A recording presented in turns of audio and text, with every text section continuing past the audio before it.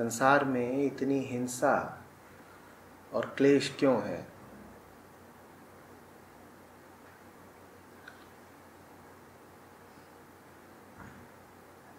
हम में क्यों है? संसार में क्यों है? ऐसा पूछते हो तो लगता है कोई बहुत बड़ी बात पूछ दी। अब इसका फिर उत्तर भी बहुत बड़ा चाहिए। फिर उत्तर में तुम चाहोगे कि बड़ी संस्थाओं की बात हो, व्यवस्थाओं की बात हो, राष्ट्रों की बात हो, इतिहास की बात हो, वृहद तंत्रों की बात हो।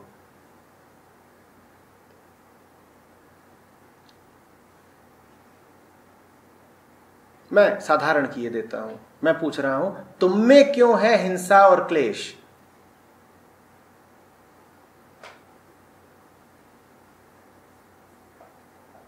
क्यों है? और अगर तुम में है, तुम में है, तुम में है, तुम में है, तुम में है, तुम में है, तुम में है, तुम में है, तुम में है, तो संसार में हो गया कि नहीं हो गया? हाँ? तो यही बता दो कि तुम में क्यों है हिंसा और दुख।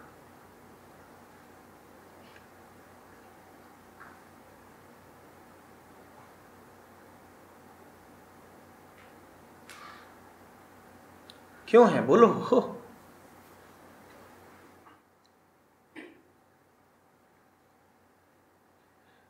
न बता पाने के दो ही कारण हो सकते हैं। 3 बार पूछा, बता रहे नहीं हो। न बता पाने के 2 कारण होते हैं, एक अज्ञान, दूसरा अविश्वास। कुछ तो तुमको पता नहीं है, और दूसरा जो तुमको पता है उस पर तुमको भरोसा नहीं है कि बोल कैसे दें। यही है ना? इसीलिए तो नहीं बोल रहे ना।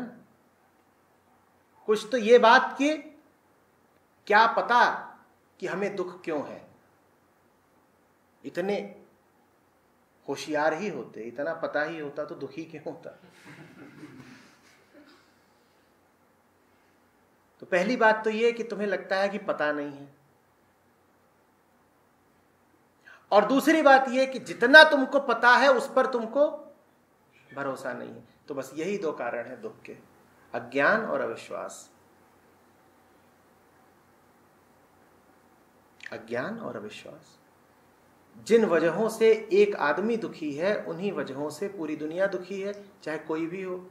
आदमी और आदमी का दर्द अलग अलग नहीं है, बच्चे और बूढ़े का दर्द अलग अलग नहीं है। ऊपर ऊपर से लगेगा कि कारण अलग हैं, स्थितियां अलग हैं, गहराई में दर्द एक है। जिस वजह से तुम दुखी हो, उसी वजह से तुम्हारी पत्नी, तुम्हारा पिता, तुम्हारा पड़ोसी और पड़ोसी देश,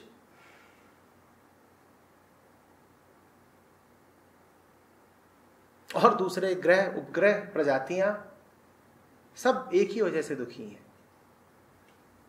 दुख के यही मूल कारण है, न जानना, अज्ञान, और न झुकना, अविश्वास। एक दफे मैंने कहा था, know your head and keep it down. Know your head का अर्थ हुआ जानना, कीप इट डाउन का अर्थ हुआ झुकना। इन 2 के अलावा कोई तीसरी चीज होती नहीं। इन्हीं को कुछ लोगों ने ज्ञान और भक्ति कहा है। जानो और झुको, और जो जान गया वो स्वयं ही झुक भी जाएगा।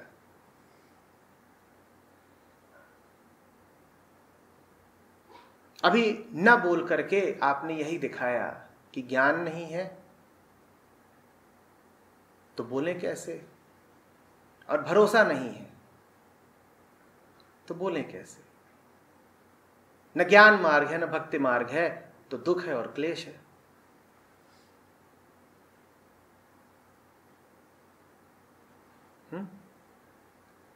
क्या जाना जाता है? यही जाना जाता है कि ये जो चल रहा है ये सब है क्या। जानने की जरूरत क्या है? जरूरत का नाम है दुख। जो चल रहा है उसमें अगर मौज हो तो तुम कुछ न जानो। थोड़ी देर पहले मैंने कहा, बड़ा भला हो अगर तुम अपना नाम भी भूल जाओ, नाम भी न जानो अपना। और वो मौज की इंतहा हो जाती है जब आदमी को अपना नाम भी जानने की जरूरत नहीं रहती। बड़ी भली बात है, जब सब कुछ ही ठीक चल रहा है तो ज्ञान का बोझ क्यों लेना। लेकिन तुम्हारे साथ तो ऐसा है नहीं कि सब ठीक चल रहा है। जब सब ठीक नहीं चल रहा तो जानो, तुम्हारी गाड़ी मस्त चल रही होती है, तुम इंजन की छानबीन करने जाते हो क्या? जाते हो क्या? लेकिन गाड़ी अगर घर घर खटखट करती हो, धुआं ही धुआं फेंकती हो, तेल ही तेल पीती हो, काबू में ना आती हो, तब तो जांच पड़ताल करनी पड़ेगी कि नहीं करोगे?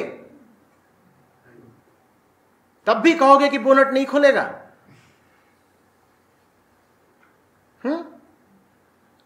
तो ज्ञान का अर्थ होता है अपना बोनट खोलो और देखो कि तुम्हारी गाड़ी इतना धुआं क्यों मारती है, इतना तेल क्यों पीती है।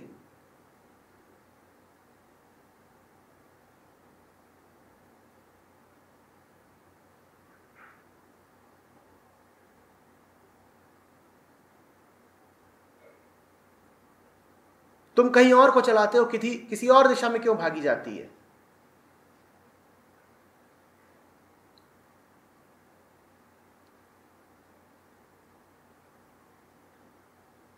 अपने ही जीवन को देखना ज्ञान है, इसी को कहते हैं आत्मज्ञान। अब जब मैं कह रहा हूं अपने ही जीवन को देखना ज्ञान है, तो इसका अर्थ ये नहीं है कि तुम दुनिया को देखना बंद कर दोगे, क्योंकि तुम अपने आप को जान ही नहीं सकते बिना दुनिया के। सारा आत्मज्ञान दुनिया के संदर्भ में होता है। अपने आप को क्या जानोगे? तभी तो अपना पता चलेगा ना। जब गाड़ी खटखट कर रही है तो अपने को जाना गाड़ी के संदर्भ में।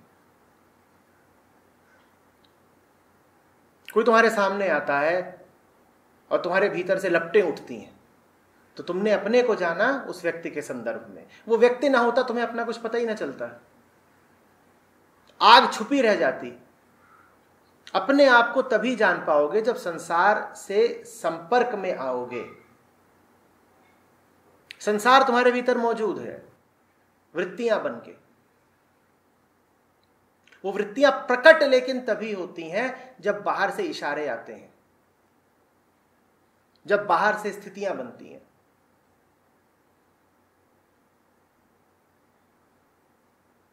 तो अपने को जानने के लिए बहुत जरूरी होगा जानना दुनिया को भी।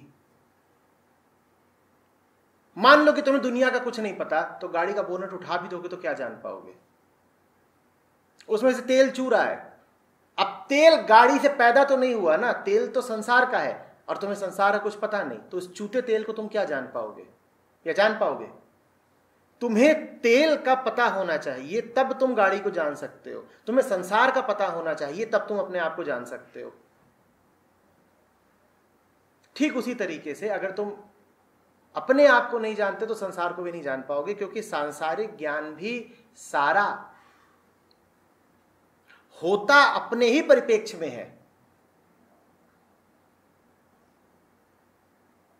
वस्तुगत ज्ञान कुछ नहीं होता।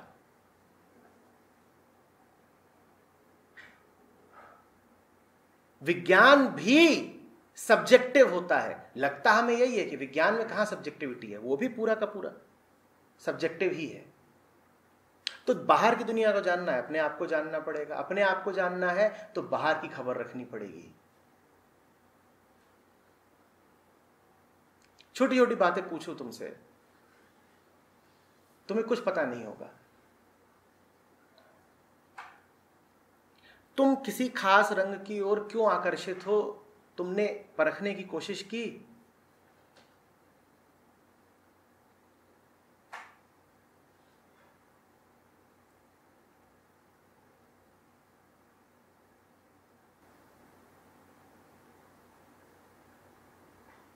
तुमने जानने की कोशिश की कि रोज सवेरे आईने के सामने खड़े हो गए तुम क्यों दाढ़ी बना लेते हो? ये सब बातें हमसे बेहोशी में हुई जा रही हैं, हम कर नहीं रहे।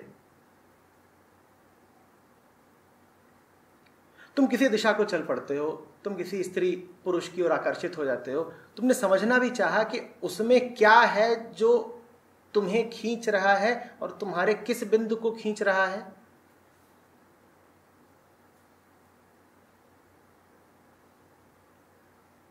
तुमने जानना चाहा कि यदि तुम्हें बंद कमरे में डर लगता है तो इससे तुम्हारे बारे में क्या पता चलता है?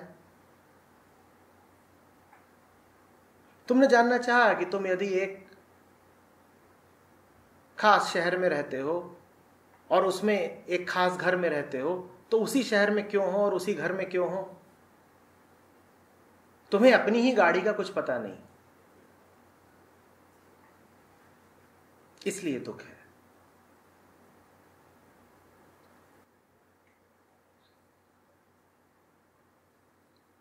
समझ में आ रही है बात? ये पहली बात हुई अज्ञान की, तुमने जानने की कभी कोशिश नहीं की। अब दूसरी बात पर आते हैं कि विश्वास नहीं है हमें। उससे आशय क्या है मेरा कि विश्वास नहीं है हमें। तुमने कुछ क्यों नहीं बोला जब मैंने तुमसे पूछा कि बोलो कि तुम क्यों हो दुखी? मैं बताता हूं तुमने क्यों नहीं बोला। तुम्हें भरोसा नहीं था कि तुम बोल दोगे तो तुम्हारी खिल्ली नहीं उड़ जाएगी या कि तुम्हारी छवि नहीं मलिन हो जाएगी। तुम्हें भरोसा नहीं था इन सब लोगों पर जो यहां बैठे हैं, और तुम्हें भरोसा नहीं था मुझ पर भी। अन्यथा तुमने बोल दिया होता, क्योंकि ऐसा नहीं हो सकता कि अपने दुख का तुम्हें कुछ ना कुछ अनुमान ना हो। पर तुम नहीं बोले। इसको कहते हैं डर। हमारी गाड़ी टूटी फूटी हुई है, धुआं देती है, शोर मचाती है, चलती नहीं, तमाम दुर्घटनाएं करवाती है, लेकिन फिर भी हम उस गाड़ी की न तो मरम्मत को तैयार हैं, न उससे उतरने को राजी हैं, क्योंकि डरे हुए हैं। हमें लगता है जैसी भी है अभी कुछ तो है, इसको अगर बदल दिया तो कहीं ऐसा ना हो कि जितनी है उतनी भी न रह जाए। हमें अविश्वास है, इसीलिए हम घटिया से घटिया हालत को भी बर्दाश्त किए जाते हैं। लोग अपने दुखों से सहमत क्यों हैं? आप देखेंगे लोग बुरी से बुरी हालत में भी जिए जा रहे हैं, बदलने को राजी नहीं है। पूछिए क्यों? वो कहते हैं अभी जैसी भी हालत है कुछ तो है, अगर बदल दिया तो क्या पता कुछ भी ना रह जाए। ये डर है। डर इसलिए है क्योंकि श्रद्धा नहीं है कि आप जैसे हो उसके आगे भी जीवन है। आप कहते हो ये टूटी गाड़ी है, भले ही टूटी है पर मेरी है, ये मैं हूं, और प्रमाण क्या है कि इसके आगे कुछ है? ये गाड़ी अभी तो साक्षात है ना, उपलब्ध है ना, प्रामाणिक है। टूटी भले है पर उपलब्ध है, प्रामाणिक है। आप कहते हो one bird in hand better than two in the bush. ये टूटी गाड़ी है लेकिन है तो। मेरा घर सड़ा गला है लेकिन है तो। अगर इस घर की मरम्मत करवाई, अगर इस घर को बदलने की चेष्टा की, या अगर इस घर से मैं बाहर ही आ गया, तो क्या भरोसा है कि दूसरा कोई घर होगा? उसका तो कोई प्रमाण नहीं। जो प्रत्यक्ष होता है उसका तो प्रमाण होता है, जो आगत होता है उसका कोई प्रमाण नहीं हो सकता। उसके प्रति सिर्फ श्रद्धा हो सकती है, एक अकारण भरोसा हो सकता है कि देखो गर्त में जीना हमारी नियति तो नहीं हो सकती, तो निश्चित सी बात है कि इसको अगर छोड़ा तो कुछ ना कुछ और आ जाएगा। क्या आ जाएगा हम अभी नहीं जानते, पर कुछ ना कुछ आएगा जरूर। परमात्मा इतना निष्ठुर तो नहीं हो सकता कि हमें यूं ही कष्ट में ढकेल दे। वो हमारे पास नहीं है। तो मैं आपसे जब सवाल पूछता हूं तो आप कहते हैं कि अभी चुपचाप बैठा हूं, एक झूठी ही सही शांति तो है। आप अभी जैसे बैठे हो, कोई आके देखेगा तो कहेगा देखो शांत लोग बैठे हुए हैं। फौरी ही सही, ऊपरी ही सही, शांति है ना? आप मेरी बात का उत्तर दे दें, मैं आपसे सवाल करूं, और अगर खिल्ली उड़ गई तो आप कहते हैं ये ऊपरी शांति भी चली जाएगी। आप इस संभावना के लिए तैयार नहीं होते कि ये ऊपरी शांति चली जाएगी, लेकिन आपके उत्तर देने के कारण फिर जो शुरू होगा उससे आपको कोई गहरी शांति मिल सकती है। आपको उस गहरी शांति की उम्मीद ही नहीं है, आपका भरोसा टूट चुका है। आप कहते हो हल्की फुल्की ही सही है, थोड़ी सी ही सही है, अरे ज्यादा का लालच मत करो, परम शांति का क्या पता, ये चवन्नी शांति मिली है यही ले लो। बता गए ये सब गुरु लोग कि होती है कोई परम शांति, हो हम नहीं जानते, हम कोई 5 पैसे वाली मिली है, हमारा इससे काम चल रहा है तो चलने दो ना। इसे कहते हैं अश्रद्धा। इसे कहते हैं अश्रद्धा। अश्रद्धा अज्ञान एक साथ चलते हैं। पूछो कैसे? अगर तुमको ज्ञान हो जाए कि तुम कितनी खराब हालत में हो, तो तुम विवश हो जाओगे अपनी हालत को छोड़ने के लिए। तुम कहोगे भाई हमें नहीं पता बाहर क्या है, पर अभी जो है वो इतना खराब है, उसका ज्ञान हो गया, वो इतना खराब है कि उसे छोड़ना पड़ेगा। ठीक वैसे जैसे कि अगर कोई जलते हुए घर में हो और उसे कुछ पता ना हो कि उसके घर से बाहर क्या है, तो भी उसे जलते हुए घर से बाहर आना पड़ेगा। पर तुम जलते हुए घर में हो और आग जितनी बढ़ती है तुम्हें लगता है वाह कोई सेक रहा है, और सो। ये अजीब हालत है। देखिए आप एक घर में हो और आग लग गई हो, तो आग आपके लिए दो काम कर सकती है, या तो आपको जगा सकती है या आपको जला सकती है। आप घर में थे और सो रहे थे, घर में आग लग गई, आग दो ही काम करेगी। अगर आप बिल्कुल ही मूर्छित नहीं है तो आपको जगा देगी, आपको आंच लगेगी, आप जग जाओगे। आग दुख है। जो बिल्कुल ही मूर्छित नहीं है, दुख उसे जगा देता है, जैसे बुद्ध को जगाया था। और जो बिल्कुल ही मूर्छित है, दुख उसे जला देता है, उसे नष्ट कर देता है। कुछ ऐसे होते हैं धुरंधर जिनकी जिंदगी दुख से भरी होती है, पर वो जगने को राजी नहीं होते। उनकी फिर एक ही नियति होती है, पूर्ण विध्वंस। इसी में तो फिर उनका कल्याण भी है ना। और क्या होगा? तुम जगने को राजी नहीं तो अच्छा है कि मिट ही जाओ। जग के मिटते हैं, कुछ जल के मिटते हैं।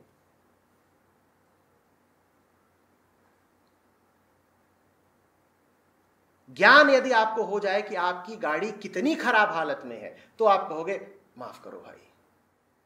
फिर आपको जबरन श्रद्धा रखनी पड़ेगी। ज्ञान का अनुशासन आपको श्रद्धा में ढकेल देगा। पर चूंकि हमारा ज्ञान अधूरा है, इसीलिए हमारी श्रद्धा भी अधूरी है। बात को समझ रहे हो ना? तुम्हें पता चल जाए अपने घर का कि उसमें आग लगी हुई है, तुम्हें पूरा ज्ञान हो जाए, तो तुम्हें दरवाजे के बाहर जो है उस पर श्रद्धा करनी पड़ेगी, तुम्हारी मजबूरी हो जाएगी। पर तुम्हें अपने घर की लपटों में कुछ पता नहीं, इसीलिए तुम बाहर वाले पर श्रद्धा करने को मजबूर भी नहीं होते। यही दो कारण है दुनिया के दुख के, क्लेश के, अज्ञान, अश्रद्धा। और दोनों जुड़े हुए हैं।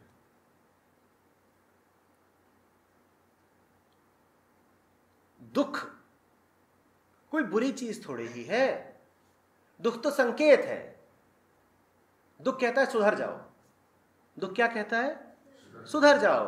कुछ करा है तुमने जिसके कारण दुख पा रहे हो। अपने दुख के निर्धाता तुम स्वयं हो। तुमने ही कुछ करा है कि दुख पा रहे हो। तो दुख तो जैसे तुम्हें एक चेतावनी आती है, जैसे कोई तुम्हारा हितैषी हो और तुमको कंधे पे थपथपा के कह रहा हो सुधर जाओ। दुख ऐसा है।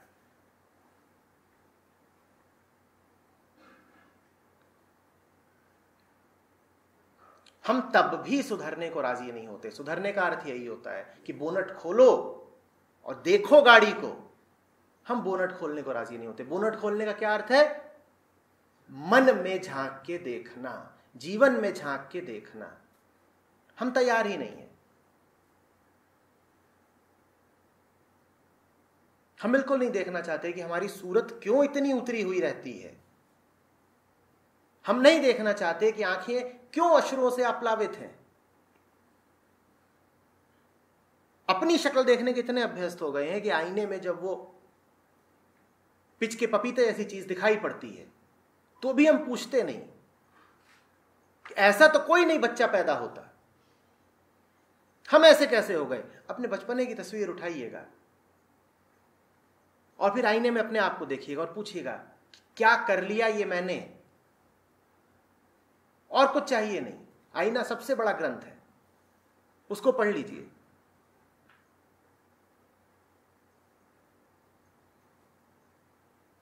यही है बोनट का खोलना। जीवन को देखो। एक खबर आती नहीं है, कभी अखबार पे कभी टीवी पे हिल जाते हो। एक फोन कॉल आती नहीं है कि डगमगा जाते हो।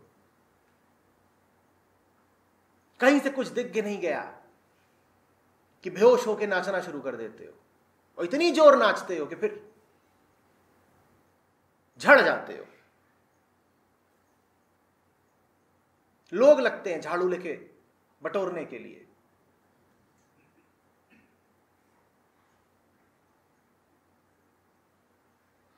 लेकिन दावा अभी भी यही है, लॉन्ग ड्राइव जाएंगे, फुल स्पीड जाएंगे, कहीं रुकेंगे ना हम, गाना बजाना खाना पीना गाड़ी में होगा सनम। ये देखो म्यूजिक सिस्टम भी है गाड़ी में, वो ऐसे ही अनायास बज उठता है बीच बीच में कि ब्रेक मारा और संगीत उठा।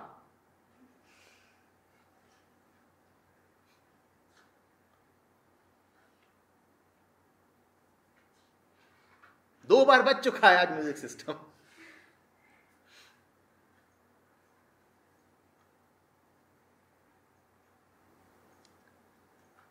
ऐसी गाड़ी है। कबीर ने कहा था, इस जर्जर नाव में सवार होके कैसे पार हो पाओगे।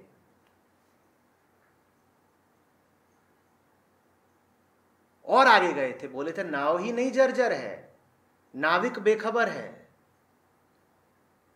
तुम भवसागर पार कर जाओगे, उसी गाड़ी की बात कर रहा हूं। कौन है नाविक? तुमने मन को नाविक बना रखा है और तुम्हारा मानना है कि तुम तर जाओगे।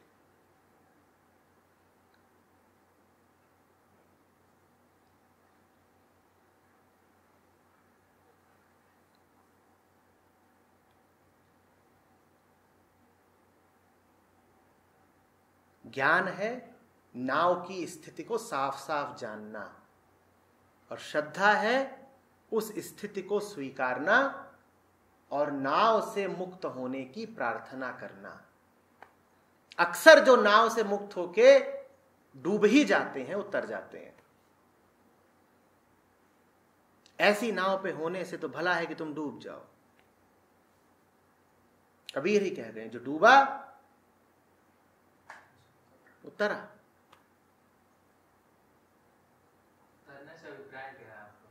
तुम बताओ ना क्या अभिप्राय है? जिसके लिए तुम परेशान हो उसको ही तरना कहते हैं। अपने बाल क्यों नोचते हो? दुनिया से क्यों झंझट में उलझे रहते हो? क्यों किसी पे गुस्सा करते हो? क्यों किसी की ओर तुम्हें मोह लगता है? ये सब कुछ जिसके वास्ते है उसको कहते हैं तरना। जो भी बोल लो, तुम्हारे साथ है, तुम बताओ ना। तुम व्याकुल हो तरने के लिए कि नहीं व्याकुल हो? नहीं व्याकुल हो तो यहां काहे के लिए आए हो? यहां पर हम सलाद तो बेच नहीं रहे। उसी को तरना कहते हैं।